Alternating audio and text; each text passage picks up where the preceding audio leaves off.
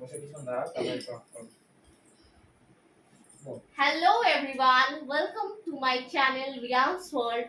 আজ আমরা শুরু করছি আমাদের নতুন সিরিজ পডকাস্ট, যেখানে আমাদের সাথে রয়েছে আমাদের guest of honour mister white with white রুমাল অ্যান্ড আমি হচ্ছি মাস্ক। আর আমাদের পডকাস্টটির নাম হলো পডকাস্ট উইথ রুমাল অ্যান্ড মাস্ক। তো আমি আমাদের যে গেস্ট রয়েছে তাকে কিছু বলার জন্য অনুরোধ করছি। Sir please. হ্যালো রিয়ান্স, তো আমার এই পডকাস্টে এসে খুব ভালো লাগছে। তো এখানে আমি এসেছি মোটামুটি আমার ব্যাপারে কিছু ইন্ট্রোডিউস করার জন্য এবং তোমার থেকেও কিছু শোনার জন্য, যাতে আমাদের এক্সপিরিয়েন্সগুলো বাড়ে এবং তোমার যে ভিউয়ার্স রয়েছে তাদেরকে আমার ব্যাপারে জানানো, সবার ব্যাপারে জানানোর কথা।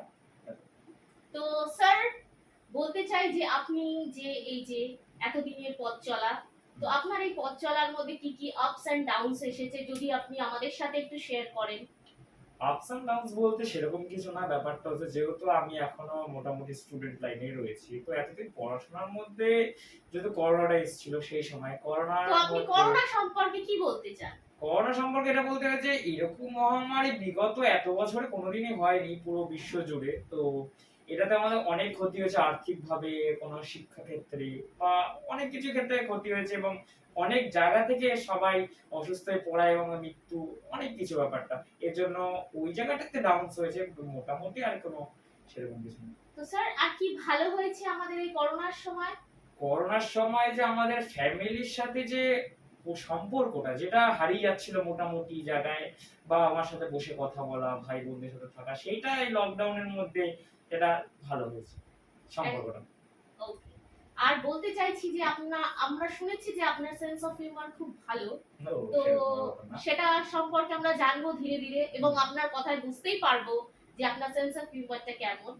তো বলুন, আপনি আধ্যাত্মিক জীবনে কি কি শিখেছেন বা কি কি শিখছেন, কোন পথে আছেন, একটু আমরা শুনতে চাই। আধ্যাত্মিক ব্যাপারটা বলতে যেহেতু আমাদের সনাতন ধর্ম আমাদের জানাই কথা, এই জায়গা থেকে আমাদের নিজের ধর্মটাকে উঁচুতে রাখতে হবে। তাহলে এটা বলছি না যে অন্য ধর্মকে অসম্মান করা বা কিছু, কিন্তু আমাদের ধর্মটাকে উপরে রাখতে হবে। এবং যে এখনকার দিনে যে জেনারেশন আমি দেখতে পাচ্ছি পুজো আর্চার ব্যাপারে খুব জেনজি টাইপের লোক, যেটা সেটা একটু দূরে রেখে একটু স্পিরিচুয়াল ব্যাপারে বা বাবা মার সাথে স্পিরিচুয়াল কিছু মন্দিরে যাওয়া, পুজো করা, এগুলো করতে হবে। কারণ কি, শেষমেশ আমরা সেই উপর আড়ালি কাজ, তাই না?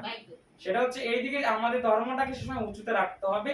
লোকের ধর্মকে নিচু করাটা ঠিক না, আমি কোনদিন এটা সাপোর্ট করছি না এবং আপনারাও কেউ করবে না, কিন্তু নিজ ধর্ম সবসময় করতে হবে। আর যে এত সুন্দর চেহারা আমরা দেখতেই পাচ্ছি, তো তার জন্য আপনি কি কোনো প্রস্তুতি নিচ্ছেন, নাকি ঘরোয়া খাবার, ঘরোয়া সব? হ্যাঁ, বুঝতে পারছে, হালকা একটু ওয়ার্কআউট, সামান্য একটু ডায়েটে বাইরের খাওয়া একটু বন্ধ আছে। আচ্ছা, নরমাল ওয়ার্কআউট আর বাড়িতে থাকা। বাহ, আপনার চেহারাটা দেখে মনে হচ্ছে বেশ ভালোই। ওয়ার্কআউটের দরকার পড়ে না, বিনা ওয়ার্কআউটেই আপনি একদম ফিট? না, ওয়ার্কআউটে সবারই দরকার পড়ে, কিন্তু মেইনটেইন করে ওয়ার্কআউট করতে হয় সেই জন্য। আচ্ছা আচ্ছা। আপনি যে এই যে ভিডিও দেখছেন, এত কমেডি, এত মানে হাসানোর ভিডিও বা কিছু, এগুলো কি আপনাকে ইন্সপায়ার করে?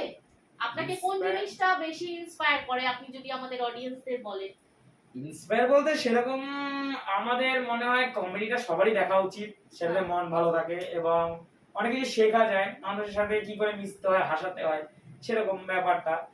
কিন্তু কমেডি দেখা, কমেডির থেকেও বেশি মোটামুটি যেগুলো ইনফরমেটিভ ভিডিও হয়, যেগুলোতে আমরা ইনফরমেশন, সেগুলো আমরা বেশি। আমি আপনাকে জিজ্ঞাসা করতে চাই যে আপনার ছোটবেলা থেকে যে জার্নিটা আছে, সেটা যদি আপনি একটু ডিটেইলে বলেন। জানি মানে বলতে গেলে ছোটবেলা থেকে আমি বেশি বাইরে বেরাতাম না, বাড়ির বাইরে। ওকে। বাড়িতেই থাকা, বাড়িতেই গেম টেম খেলা। হ্যাঁ, মোটামুটি বাইরে বন্ধু বান্ধবের সাথে মিশেছি, বাইরে বেরিয়েছি পড়াশোনার ক্ষেত্রে, তাছাড়া বেশি বাইরে বেরানো হয়নি। পড়াশোনা মোটামুটি করা হতো। ক্লাস 10 এর পরে আমার পড়াশোনার ব্যাপারটা একটু বেশি আপগ্রেড হয়, ওই জায়গাটা থেকে আমি মার্কসটা একটু ইমপ্রুভ হয় ক্লাস 11 12। এই যে এখনকার বাচ্চারা যে ফ্রি ফায়ার, সিওসি এসব যে খেলছে, তো আপনি সেটা নিয়ে কি বলতে চান?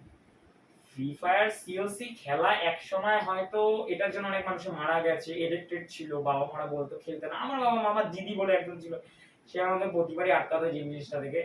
আমার মনে আছে আমার কত অ্যাকাউন্ট যে গেছে আমি জানি। কিন্তু আমি বলবো যে একটা কিছু যদি খেলতে হয়, কোনো বাজে নেশার থেকে যদি বাইরে থাকলে এই নেশাটা করো বাড়িতে বসে, সেটা কোনো প্রবলেম না। তুমি একটা লিমিট টাইম, মানে এখন ফ্রি ফায়ার অনেক আপগ্রেড করে দিয়েছে, এখন 6 ঘন্টার বেশি তুমি খেলতে পারবে না, সারাদিন তুমি 6 ঘন্টায় খেলতে পারবে। তো তুমি সারা বেলা থেকে তুমি 6 ঘন্টা খেলো বা 2 ঘন্টা করে দিয়ে অল্প অল্প করে খেলো, দুটোর মধ্যে পার্থক্য আছে। আর ফ্রি ফায়ার এখন টুর্নামেন্টস হয়, যে মোটামুটি আমিও টুর্নামেন্টস খেলেছি এগুলো, তো ওখান থেকে আর্ন করা খুব সোজা।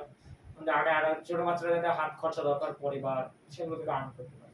তো গেমটা কি খেলা সবার জন্য সেফ? এটা হচ্ছে লিমিটের উপরে খেলা, কিছুই সেরকম ভাবে সেফ না, যদি অতিরিক্ত করা হয় লিমিটের বাইরে। যদি আমরা ছোট বাচ্চাদের বলা হয় টিভি দেখবে না, তো টিভিটাও দেখা তার মানে সেফ না, কারণ কি তাদের চোখে অসুবিধা হয়। তো এটাকে লিমিটে দেখা উচিত। গেম খেলা অবভিয়াসলি আমাদের মাথার জন্য, ব্রেনের জন্য ভালো, এটা সায়েন্টিফিক ভাবে প্রমাণিত হয়েছে, কিন্তু লিমিটে খেলা উচিত। আচ্ছা, লিমিটে তো আপনি কত ঘন্টা খেলেন গেমটা? আমার ব্যাপারটা বলতে, যেহেতু আমি টুর্নামেন্ট খেলি, আমার ওই দিনে 6 ঘন্টাই হয়। ওকে। দিনে 6 ঘন্টা বলতে আমি একবারে 6 ঘন্টা হয় না, 2 ঘন্টা করে হয়তো দিনে হয়, বা অন্য কাজ বাজ থাকে যেহেতু। আপনারা রিলেট করতে পারবেন গেমের সাথে, যারা গেম খেলছেন বা খেলবেন গেম খেলা ভালো। বা খেলেন, তারা এটার সাথে রিলেট করতে পারবেন।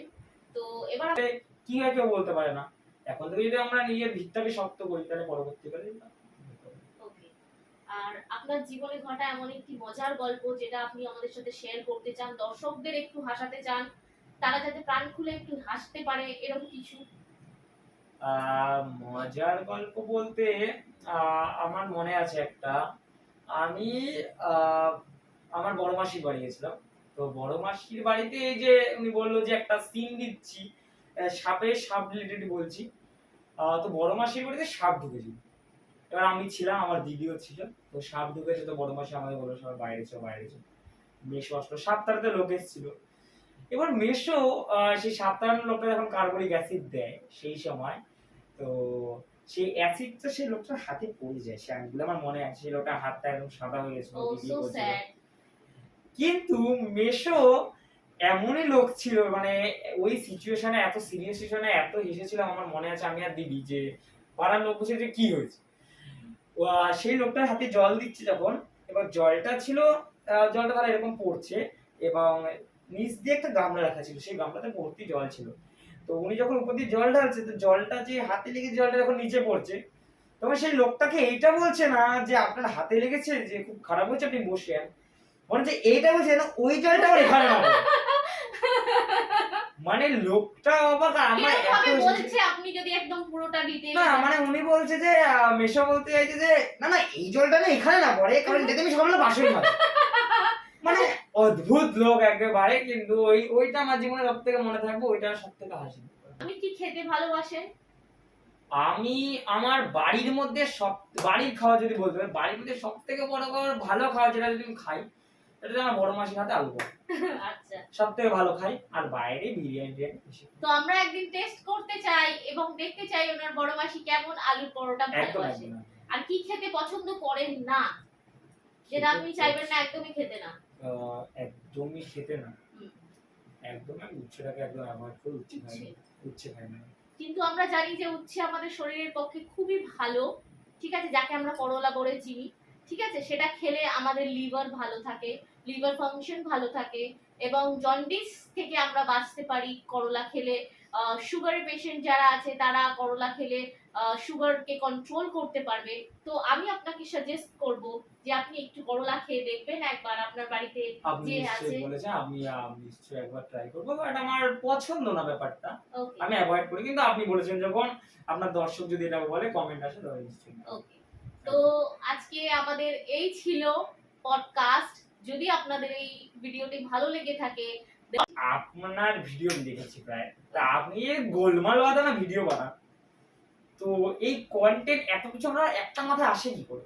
আরে গোলমাল, হ্যাঁ মানে আপনি ধরো এখানে ফুড ব্লগ বানালেন, এদিকে রান্নার ব্লগ বানালেন, এদিকে ঘুরতে গেলেন, তো এত কিছু একটা ইউটিউব কেন বানালেন? তাহলে এরকম আপনি 4-5টা ইউটিউব চ্যানেল বানাতে পারতেন। এরও কারণ আছে। বলুন। আপনারা সবাই দেখে থাকবেন যে একটা ব্যক্তি একটি ব্লগ করে, সেই ব্লগে একটা পার্টিকুলার মানে কনসেপ্ট থাকে, কন্টেন্ট থাকে, সেটা নিয়ে চলে। আর আমার মাথায় এটা এসছে যে একটা ব্যক্তি একটাই কেন কন্টেন্ট দেখবে, এক রকমের কেন ব্লগ দেখবে, সব রকমের ব্লগ দেখে একদম জগা খিচুড়ি হয়ে যাবে, সেই জন্য আমি এই চ্যানেলটি খুলেছি। বাহ, মানে আপনি সব কাজ একসাথে করতে একদম পারেন। একদম একদম। তো আপনি আপনি যে অনেকগুলো দেখলাম মটন রান্না করেছেন, উচ্ছে রান্না করেছেন, তো এইসব ছাড়া আপনি আর কোনো রান্না করেন না? হ্যাঁ পারি। তো আপনি দেন না কেন? আমি কারণ দিই না। সেগুলো রান্না দেওয়ার মতো না, নাকি আপনি দিতে চান না? আমি দিতে চাই, কিন্তু টেস্ট করবে কে সেটা নিয়ে মাঝে মাঝে ভয় পাই। আপনি যদি টেস্ট করতে চান আমি রান্না আমরা করে অবশ্যই টেস্ট করতে হয় কি, আপনি একদিন টেস্ট করাবেন, কিন্তু আপনি এগুলো দিতে পারেন, তাহলে অন্য লোক আমি সেই রান্নাগুলো আপনার থেকে জেনে জেনে করতে পারে। একদম একদম। আমি সেগুলো একটা দেবেন। ইনসিডেন্ট শেয়ার করতে চাই। বলুন। আমি একটা ভিডিও তৈরি করেছিলাম, সেটা সাবস্ক্রাইব মানে আমার চ্যানেলে যাতে আমি আপলোড করতে পারি, কিন্তু সেই ভিডিওটা বানিয়েছিলাম এত ভালো, কিন্তু যখন বানানো হয়ে গেল আমি খেয়ে মুখে দেখছি যে খুবই জঘন্য, বাহ, খুবই জঘন্য। এরকম ভিডিওতে কি দেওয়া যায় আপনারা বলুন তো?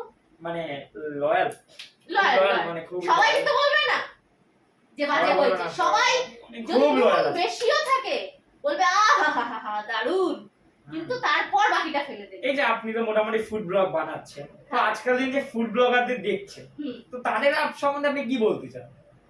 যে তারা করুক, তাদের যা ইচ্ছে মতো তারা। না মানে আপনার দেখে ওদেরকে মনে হয় না যে এটা কি করছে, ঝরে পড়ছে ঝরে পড়ছে, খুলে গেল খুলে গেল, এরকম একটা ব্যাপার যে আপনিও তো ফুড ব্লগ বানান, তো হ্যাঁ। আপনার মনে হয় না যে আমার মতো তারা বানাক বা তাদের মতো আমি বানাই? দেখুন, যদি আপনি বলতে চান যে ঝরে গেল বা খুলে গেল, অডিয়েন্স যদি ঝরে যাওয়া পছন্দ করে বা খুলে যাওয়া পছন্দ করে, আমি তো বলার কেউ নেই। না, অনেকে এখন পছন্দ করছে না, তো তাদের যে আপনি সাপোর্ট করছেন যে হ্যাঁ ওদের কন্টেন্ট একটু চেঞ্জ করতে হবে। আমি কন্টেন্ট সাপোর্ট করা বা না সাপোর্ট করার কেউ নই।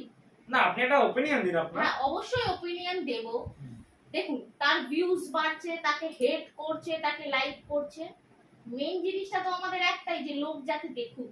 আচ্ছা, তাকে সেটা বাজেভাবে হোক ভালোভাবে হোক, হ্যাঁ। দেখুক। ভালোভাবে হোক বাজেভাবে হোক তো দেখুক। আপনি আনন্দ পাবেন যদি আপনার ভিডিওতে বেশি হেটার্স চলে আসে, তাহলে আপনি আনন্দ পাবেন। হ্যাঁ, অবশ্যই আনন্দ পাবো। বাহ, যদি তাহলে ভালগ্যারিটি না দেখিয়ে আমার ভিডিওতে যদি কেউ হেটও দেয়, আমি তাও আনন্দ আপনার পাবো, দেখছে তার কারণ আমার কন্টেন্টটা তাদের কাছে পৌঁছে। বাহ বাহ, ব্যাপারটা খুব সুন্দর। আমার যদি আপনাদের আমাদের এই ভিডিওটি ভালো লেগে থাকে, then do like, share, comment and subscribe to my YouTube channel.